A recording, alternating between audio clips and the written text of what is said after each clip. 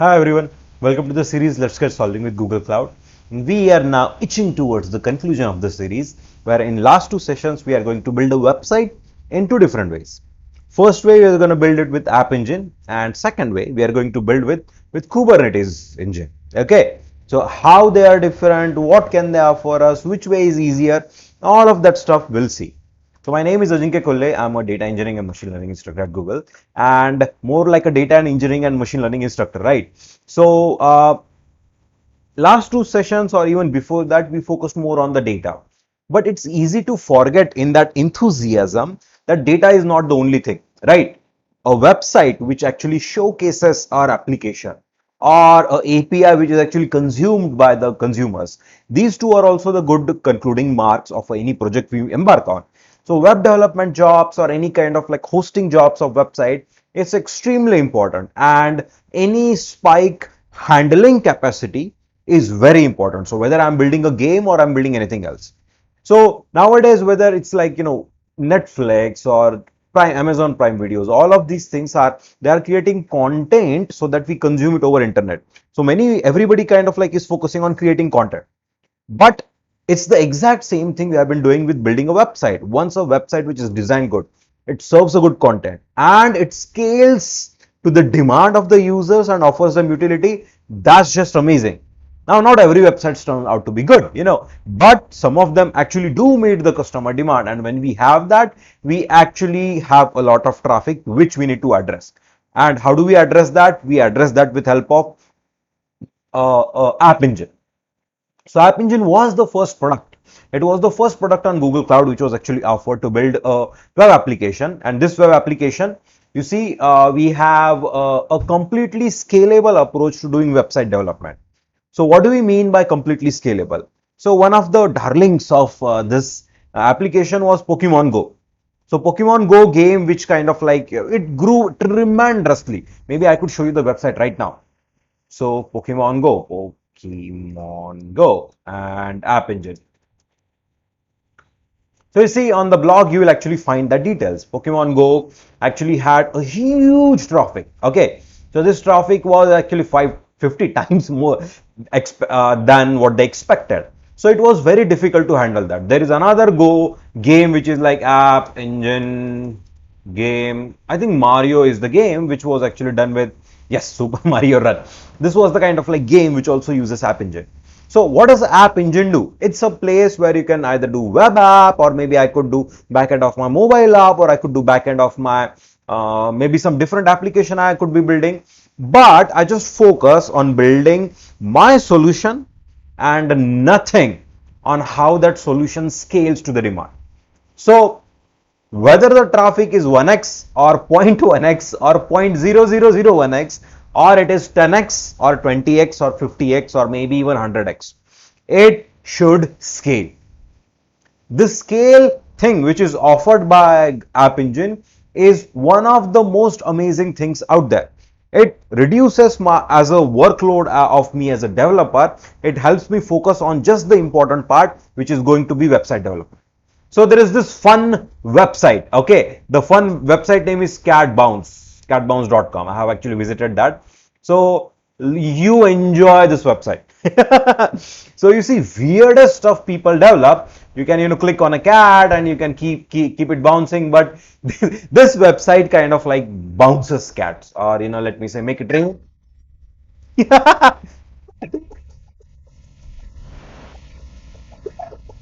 So weirdest of websites. And you see any website like this, once it gets traction. So there was an article that a blog written by somebody, it was posted on Hacker News, it became really popular. And once that happened, is like he actually had to observe and see whether his backend supply wherever he was hosting, whether it could actually scale to that demand. So you see, there are things, we should be prepared for unexpected things, unless it is website like this. So there is another website which is even fun. So it's like, has shown Hadron Collider destroyed the world yet? So this is the website. Has Hadron Collider destroyed the world yet? Okay, I don't know. Hadron Collider destroyed Oh, it's destroyed. This is the website. Has certain so so has the CERN Hadron Collider destroyed the world yet? And this website has only one word: no. So unless your website is as simple as this, wherein nothing is happening there, no backend processing, no user interaction, no database, nothing, then for a website like this, the scaling is not an issue. But we don't have websites like that. If you check on Stack Overflow, the number of websites which are actually built, number of web developer jobs is huge. It means no matter what, this is going to be there, and as long as there are going to be those many websites, we need to think about how they are going to be served and how they are going to be scaled to whatever demand was. So if we go to Internet Live Stats, this website, if you go to this website, we'll actually find what is present on the internet currently. So right now, just today, 5 million blogs were written apparently. Around how many? 100 times more tweets were sent today. We had wow, almost 50 times number of blogs there, those many emails were sent today. But the total number of websites, that's fine. Around 1.7 billion websites are there in the world apparently. Imagine how many websites. So 1 billion of the population were reached in 2014, and of course here not all of them are active, or 75% of these websites are inactive. So only 25% of these websites are active. So just half a billion. But even if it is half a billion websites, imagine the world population is 8 billion. How many websites we have per people? If it was 2 billion websites, a family of 4 has generally 2 vehicles, at least in India, but they apparently have a website, and one of them is blogging, one of them is creating content. So you can imagine this is huge, and we need to learn how to build a scalable web application which takes care of the infrastructure for me. So I'll just focus on the coding part. Okay, so we are going to do this lab today. The lab is going to be using AppEngine, and where are we going to execute the lab? It's going to be on QuickLabs. So I please hope that you are actually taking advantage of the QuickLab offer we have created for you, because I was checking what's the kind of traction here, and it was not much. You see, if you create an account on QuickLab following the link which we give you, this will give you 1 month free access to do any labs. This is an amazing opportunity. If you create a free Google Cloud account, you have to actually put your credit or debit card there, and you have $300 which you can use to experiment. But once those are over, only thing you are left with is create a new account, do the same thing again, and use those $300. I won't lie, before I joined Google, I actually did that. I'd actually created 3 different accounts to experiment with different stuff. But that's a headache, right? You have to go, you have to create an account, then you have to do all this thing. You have to ensure that you are not consuming the free credits which are given to you. That's a lot of headache. Why should you do that? If you create this account, it not only gives you free access, per lab to Google Cloud environment in which payment is taken care of, it also gives you labs created for you which allow you to learn, which help you to learn. So I please implore you, go to this link, create a QuickLab account, whatever lab it creates, start that lab, follow it, end that lab, and then you will actually get a 1 month free access to do any kind of lab. This is going to be a great addition. If you are a student, you could, compare, let's say, your databases subject with how the databases are done on the cloud. If you are a working professional who is wanting to move to cloud computing, you can try the infrastructure related labs and do them. If you are a data engineer who is wanting to move into data science, then you can actually find those labs and do those labs. So anything you might want to do, we have got lots of labs here. Please take advantage, because after this 1 month is over, you won't be able to, go to this link and sign up and get 1 month free access. So the date you actually create an account and end the lab is then next 1 month is going to be valid. This thing is going to be valid. But this opportunity to actually take the advantage of this, that is running out. So take advantage of it. Anyways, so once you kind of create an account, you find the lab you are interested in, and you click on the start lab button. When you click on the start lab button, it creates a free username and password to Google Cloud environment, which you follow and execute the lab. So whatever instructions it says, you simply follow and you learn. This is how it is. And the lab which we are going to execute is this AppEngine Quick Start. Okay. So let's go to the AppEngine Quick Start lab. This is the lab I have to find in the QuickLab. I should have opened that console. So let's go to qwiklabs.com. Let's close the cat bounce website, internet live stats and stuff like this. Here, let's just find out AppEngine Quick Start.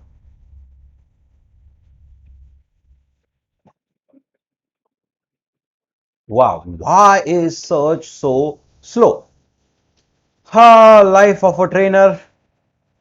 Murphy's law is always active on us. Our demo fail, our internet slows down, our hardware fails, something or some other always fails. I'm used to it. Okay, demo gods are happy on me now, and we are starting the lab. Okay, so this is the AppEngine Lab. Let's just kind of like log into Google Cloud Console. So I'm logging into my Google Cloud Console, and that's where I'm going to execute this AppEngine Lab. Okay, makes sense? So what is AppEngine? AppEngine is a compute product offered by Google Cloud. So by now you should have know this website quite a lot, but GCP in 4 words or less. This is the website. Okay, this is nothing but a GitHub link where a cheat sheet of all Google Cloud products is mentioned. So different products for compute, storage, databases, analytics, hybrid, multi-cloud, AI/ML. Wow, so many AI/ML things. We have networking, we have IoT, we have gaming, we have identity and security, we have management tools, we have developer tools, we have migration to GCP, we have API platform and ecosystem, we have Google Maps platform, we have GCP platform, we have mobile. Oh, finally, we are at the end. So we have these many things, and it's still, it's limited. All other cloud providers have this, at least this much or even bigger ecosystem. It's kind of like on Google Cloud, you generally follow this way of Python programming. So in Perl, there are 100 different ways to do one thing. In Python, it says, only one way to do one thing. That gives you simplicity. You can understand someone else's approach because why? There are only fewer approach. Similarly, we have kind of like the way products are designed here is like one product serving one specific use case. So it's like you kind of like use that for your use case and rest of stuff is taken care. So compute products, for me to run a web app or a mobile app or any backend application, I have these many options. Let's just check these 4. Rest of ones are more specialized kind of like thing. Let's not worry about them now. For now, these are the compute options. So first thing we are going to start is we are starting with the bottom part, which is AppEngine. So in AppEngine, everything is managed. Everything. So what happens is I could be kind of like, do my website, and that website could be needing any amount of traffic. It will scale automatically. I don't have to do anything. None of that is manual work.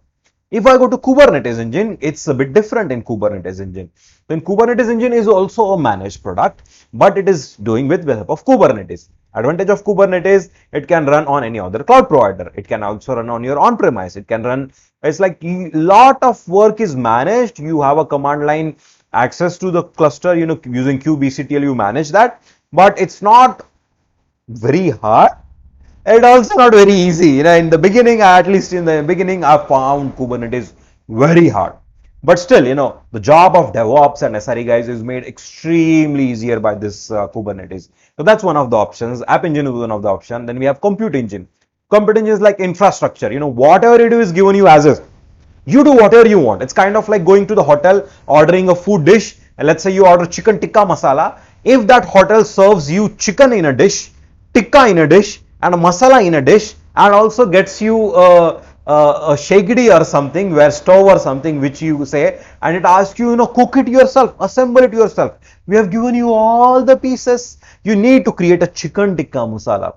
That's not how it is done, right? So, but if you want to do that, if you want fine control over every aspect of the thing which you are doing, then we use Compute Engine. But we want, ready-made. We want everything to be taken care of. So we want maybe an AppEngine approach or a Kubernetes approach. Or there is another thing which is Cloud Function. So, small things which you might do, event-driven things. Something happens, we want to do something. Let's say this signal is comes and I want to do something else. So those kind of like cloud functions, you could, use this product. Or you could be using Cloud Run. So any kind of like containers is the way forward now. Kubernetes is nothing but container orchestration system. But if I want to run a serverlessly, I want to run my containerized application in a serverless manner, Cloud Run is the place to be. So out of these 5 options which we have, we are going to see the AppEngine part using to build and deploy our website. So the code which I'm going to using, even AppEngine has 2 different parts inside. So AppEngine has AppEngine Standard and AppEngine Flexible. So we are going to take a look at AppEngine Standard and we are going to see how it kind of like works. But if you want, maybe we could, simply open the website. So AppEngine Standard versus AppEngine Flexible.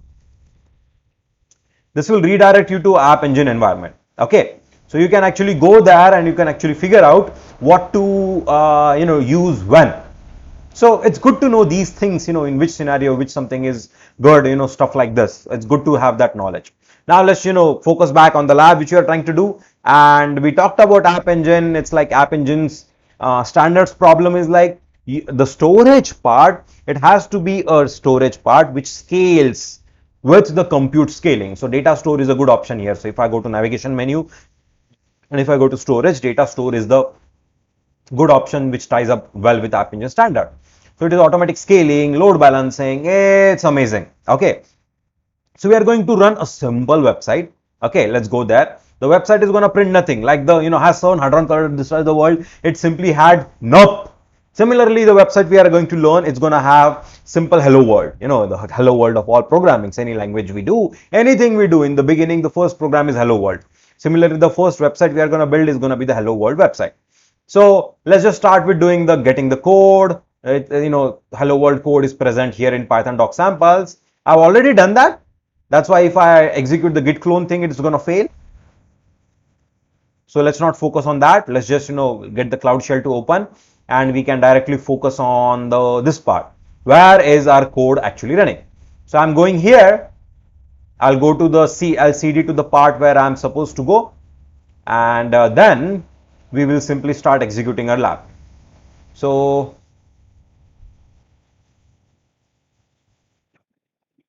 wow, why is this so slow? Finally, it has opened. So the problem here is I am not actually part of a project here. You see, this is not saying my project ID here. It is just saying me my username. So what to do? It already told me. It said gcloud config set project something something. So I have to do that. Gcloud config set project. And I have to say project. So it's like I know as a fact that it is always present in the title URL. So I'm copy pasting that. A simple way to remember this is if on the command line you don't see anything yellow, it means your project is not set. So you see, I see yellow now my project is set. So now I am free to go to this thing which is cd blah blah blah and start executing the code. Okay. So I'm going here, going to the path, and we are actually deploying this AppEngine server by using this. So this is the deployment server which is running on local this thing. So Google Cloud development deployment thing is running here. Let me just copy paste this. This should actually start running. So Python 2 is deprecated, blah blah blah. So this thing is doing SDK, could not read index, instances using pip something. Oh, okay, it's running locally. So worker of sync is done. Listening at port something. Interesting. 2012 and 54. Why it is using this thing? PID detected all file changes and something. So the code here is like, let's see. It's been said at port 8080. So let's just say web preview view on port 8080. Let's see what happens. And the website is hello world, how you doing? So those who are Friends fan, okay, let me zoom in. Those who are Friends fan, they'll recognize this dialogue. How you doing? This is Joey's favorite dialogue there. And next dialogue is like, Joey doesn't share food. Anyways, so the local website which we have deployed here is hello, how you doing? This is what I have deployed here, and it's running locally here. So if there was, let's say, stress testing something which I do is like I'm requesting this website, millions of times in a second or something, then will this thing scale for the demand? Of course not. I'm running it locally on this Cloud Shell. This is simply a virtual machine which contains one virtual CPU. It's not going to scale. So the answer is I need to create an AppEngine thing which is going to actually do this thing survey. Okay. So we are going to actually start doing this on AppEngine. So let's just kind of like make some changes there. It was asking us to change hello world to hello cruel world. I am not gonna do it the cruel world. The world is already cruel. The coronavirus times can't do anything else nowadays. But anyways, so we'll keep it as is. Hello world, how you doing? We'll keep it as is. And what we'll do is like we'll deploy it on AppEngine. Okay. So let's just do it on AppEngine.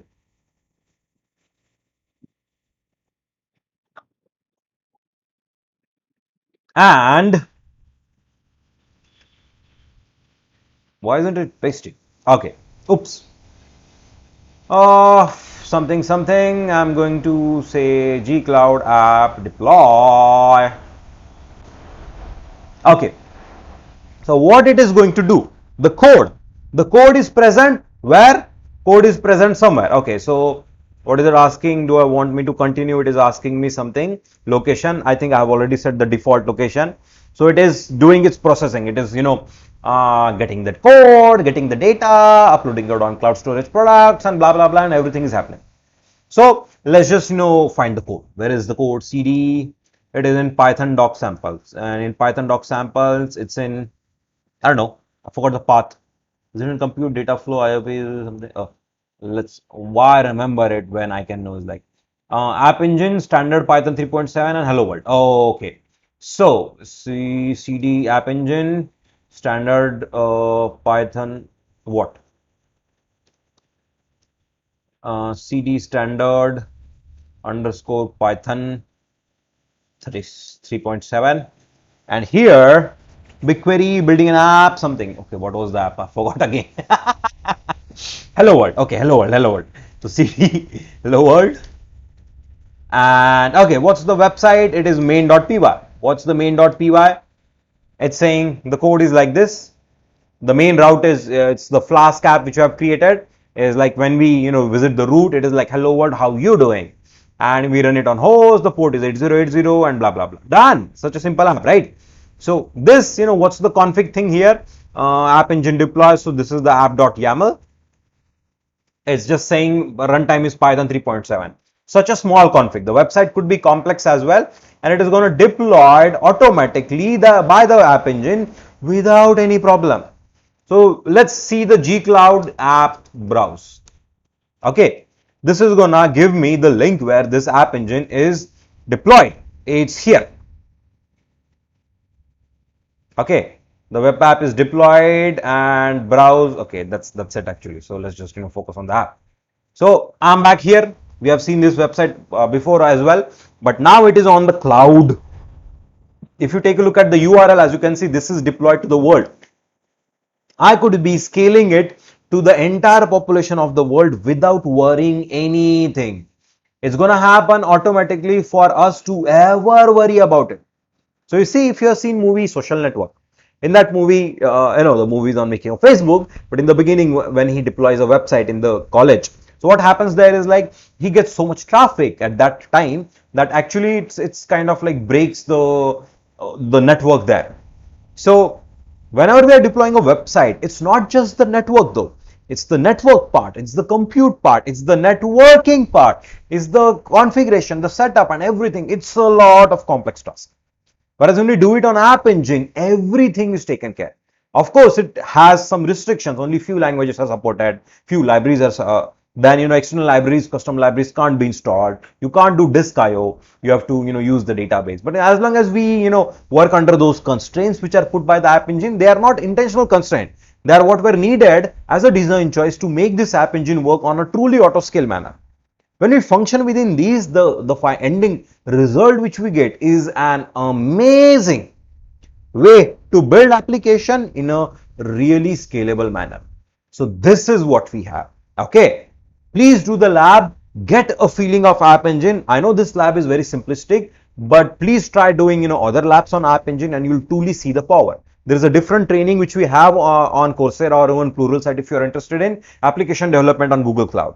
In that we actually talk about in more details of different compute products we have, corresponding different storage database options we have, what do we choose, how do we develop the app, and how do we actually build an app which is following best practices for cloud, and then it can scale truly at a global level when we build it in such a way.